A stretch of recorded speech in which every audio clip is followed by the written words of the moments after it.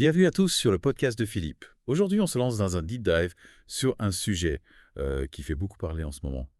La consommation énergétique de l'intelligence artificielle et plus précisément de ChatGPT. Oh oui! Préparez-vous parce qu'on va décortiquer des infos assez surprenantes. Oui. Figurez-vous que ChatGPT utilise beaucoup plus d'énergie qu'une simple recherche Google. C'est vrai. Vous voulez savoir combien plus? 10 fois plus. Oh! Incroyable. Et- Imaginez les implications pour l'avenir, Ouais, surtout avec l'évolution constante et la complexification de l'IA. tout à fait. Avant de lancer, n'oubliez pas de liker ce podcast, de vous abonner sur YouTube, Spotify et Amazon et de soutenir le podcast de Philippe via le lien en commentaire. Excellent. On commence. Allons-y. C'est un sujet qui suscite beaucoup d'intérêt et à juste titre. Oui, vraiment. L'IA est en train de changer le monde à une vitesse folle. Absolument. Mais il est crucial de comprendre l'impact de cette révolution sur notre consommation énergétique. Oui, c'est fondamental. Pour bien comprendre l'ampleur du phénomène, commençons par comparer ChatGPT et Google. D'accord? On sait qu'une requête sur ChatGPT consomme environ 10 fois plus d'énergie qu'une recherche Google. Oui, Mais pourquoi une telle différence? bonne question. Qu'est-ce qui se cache derrière cette statistique frappante? Eh bien, pour faire simple, ChatGPT s'appuie sur un réseau neuronal gigantesque qui doit être constamment nourri de données. D'accord. C'est ce qu'on appelle l'apprentissage automatique. Et ce processus est extrêmement gourmand en énergie, car il nécessite une puissance de calcul phénoménale. Mm. Contrairement à une recherche Google qui se contente de fouiller dans des pages déjà indexées, ChatGPT doit analyser et traiter des quantités massives de données pour générer ses réponses. C'est pas un peu comme si on comparait une simple ampoule à un superordinateur, non? Exactement. L'un éclaire une pièce. Oui. Tandis que l'autre est capable de simuler le climat de la planète entière. C'est une excellente analogie. Et c'est justement cette puissance de calcul qui explique la différence de consommation énergétique entre ChatGPT et Google. En effet. D'accord, je comprends mieux maintenant. Parfait. Mais concrètement, si on remplaçait toutes les recherches Google par des requêtes ChatGPT, Oui. quel serait l'impact sur notre consommation énergétique? Alors là, accrochez-vous. J'écoute. Si on prend compte les 9 milliards de recherches Google effectuées chaque jour dans le monde, Oui. et qu'on imagine qu'elles soient toutes remplacées par des requêtes ChatGPT, Mhm. on parle d'une consommation supplémentaire d'électricité de 10 à 29,3 TWh par an. 29,3 TWh par an. Ça ne me dit pas grand-chose pour être honnête. Oui, je comprends. Est-ce que vous pouvez nous aider à visualiser ce que représente cette quantité d'énergie? Bien sûr. Imaginez la ville de Paris. Oui. Avec ses millions d'habitants, ses lumières, ses transports, ses industries, eh bien, 29,3 TWh, c'est à peu près la quantité d'énergie nécessaire pour alimenter toute la ville de Paris pendant une année entière. Ah oui, quand même. C'est l'équivalent de la consommation annuelle d'un petit pays. Waouh! Là, je commence à comprendre l'ampleur du problème. Oui. Mais où est-ce que toute cette énergie est utilisée? Bonne question. Est-ce que c'est ChatGPT lui-même qui consomme autant? Pas exactement. Ou y a-t-il autre chose derrière? L'énergie est principalement utilisée dans les centres de données. Les centres de données. Oui, ces immenses bâtiments qui hébergent des milliers de serveurs informatiques. Ah, d'accord. Ce sont ces serveurs qui font tourner ChatGPT et toutes les autres applications que nous utilisons au quotidien. Je vois.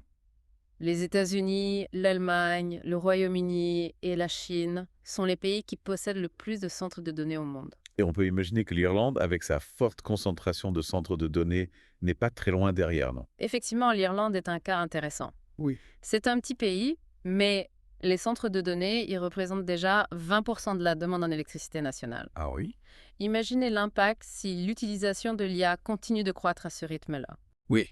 La demande en électricité pourrait exploser, et pas seulement en Irlande, mais partout dans le monde. C'est clair que l'impact énergétique de l'IA est considérable. Absolument. Mais qu'en est-il de l'empreinte carbone? Ah, Est-ce donc, qu'on peut dire que ChatGPT et les autres IA contribuent au réchauffement climatique? c'est une question complexe car l'empreinte carbone de l'IA dépend en grande partie de la façon dont l'électricité est produite. Si l'électricité provient de sources d'énergie renouvelables, comme l'énergie solaire ou éolienne, Oui. l'impact carbone sera faible. D'accord. Mais si l'électricité provient de centrales à charbon, comme c'est le cas dans de nombreux pays, Oui. alors l'impact carbone de l'IA sera beaucoup plus important.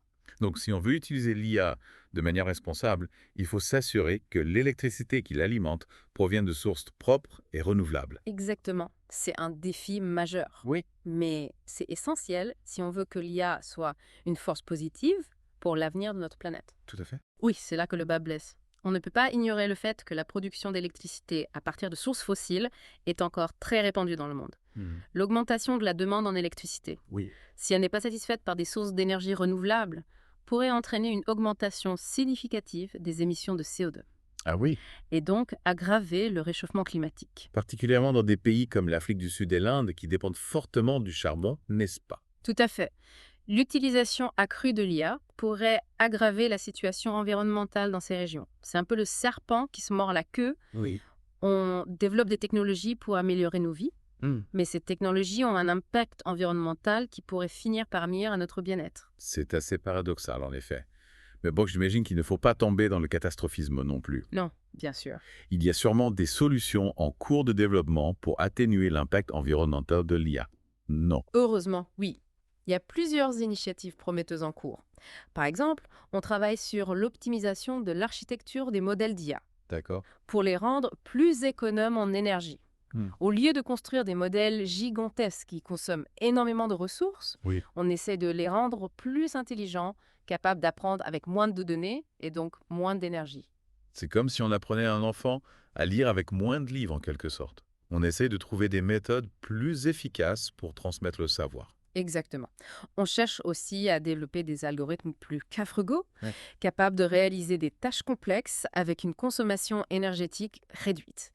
C'est un domaine de recherche très actif et il y a déjà des résultats encourageants. Et du côté des infrastructures, y a-t-il des innovations? Est-ce qu'on peut imaginer des centres de données plus éco-énergétiques? Bien sûr. On travaille sur la conception de centres de données plus éco-énergétiques. En utilisant des techniques de refroidissement innovantes, en optimisant l'utilisation des serveurs et en intégrant des sources d'énergie renouvelables directement sur site. Il y a même des projets de centres de données flottants qui pourraient utiliser l'eau de mer pour le refroidissement.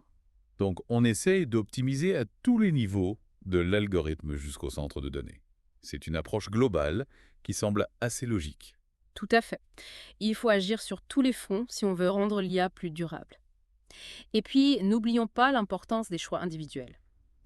Chaque fois qu'on utilise une application d'IA, on contribue à sa consommation énergétique. Oui, c'est vrai. Il est donc important d'utiliser ces technologies de manière responsable. Oui.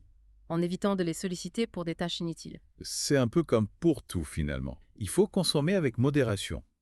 Mais revenons à OpenAI, la société derrière ChatGPT. D'accord? On a beaucoup parlé de la consommation énergétique de leur modèle. Oui. Mais est-ce qu'ils font des efforts pour la réduire? Oui, OpenAI est très actif sur ce front. Ils s'engagent à alimenter leur centre de données avec des énergies renouvelables autant que possible.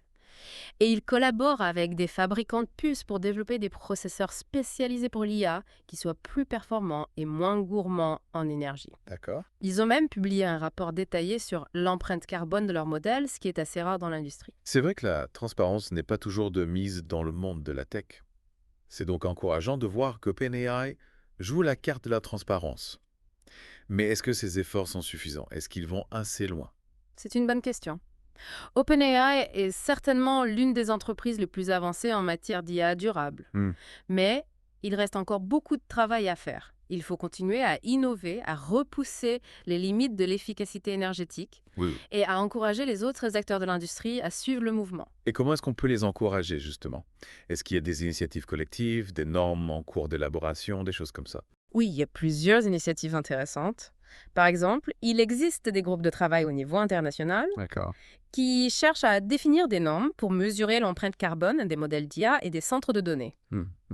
Il y a aussi des initiatives de labellisation, un peu comme pour les produits bio, Oui. qui permettent d'identifier les applications d'IA les plus éco-responsables. Donc, on commence à avoir un cadre réglementaire et des outils pour orienter les consommateurs vers des solutions d'IA plus durables. C'est un début prometteur. Mais au-delà des normes et des labels, est-ce que vous pensez que les mentalités sont en train de changer? Est-ce que les gens sont de plus en plus conscients de l'impact environnemental de l'IA? Je pense que la prise de conscience est en train d'émerger. Il y a quelques années, l'IA était perçue comme une technologie futuriste, un peu abstraite. Oui. Aujourd'hui, l'IA est partout, dans nos smartphones, dans nos voitures, dans nos maisons. C'est vrai. Et avec cette omniprésence, les gens commencent à se poser des questions sur son impact sur notre environnement. C'est vrai. on ne peut plus ignorer l'impact de nos choix technologiques sur la planète. L'époque de l'insouciance est révolue. On est tous responsables de l'avenir de notre planète. Absolument. Et l'IA doit faire partie de la solution, pas du problème. Absolument. Il est temps de passer d'une vision anthropocentrique à une vision écocentrique, où l'humain n'est plus au centre de tout, mais s'inscrit dans un écosystème global qu'il doit respecter et protéger. C'est une belle conclusion. L'IA a un potentiel immense, mais il faut l'utiliser avec sagesse et responsabilité. Merci beaucoup pour toutes ces explications éclairantes. Avec plaisir. C'est un sujet qui me passionne et je suis convaincue que l'IA peut contribuer à un avenir plus durable, à condition de la développer de manière responsable. Oui, absolument. OpenAI a vraiment un rôle de pionnier dans ce domaine. Ils ont compris que l'avenir de l'IA passe par la durabilité et ils investissent massivement dans la recherche de solutions pour réduire l'empreinte carbone de leur modèle. Et concrètement, qu'est-ce qu'ils font ? On a parlé des énergies renouvelables, de l'optimisation des algorithmes, mais est-ce qu'il y a d'autres pistes qu'ils explorent ? Oui, absolument. Ils travaillent sur plusieurs fronts.